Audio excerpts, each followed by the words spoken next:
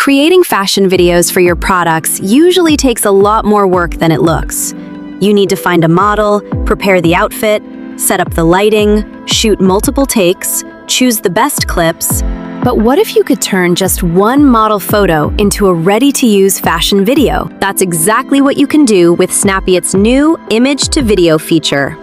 First, upload a clear model photo of your clothing product. After uploading your model photo, there are two ways to make your video. You can start with a ready-made video template.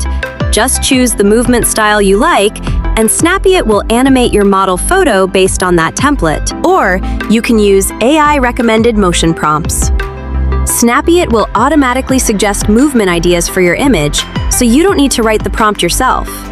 Then choose your video length, 5 seconds or 10 seconds.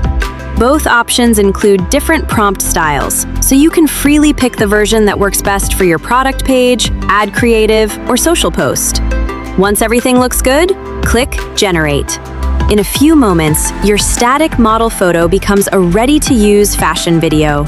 You can use it on your Shopify store, product pages, ads, social media posts. If you want to create better fashion content faster, try Snappyit for free today.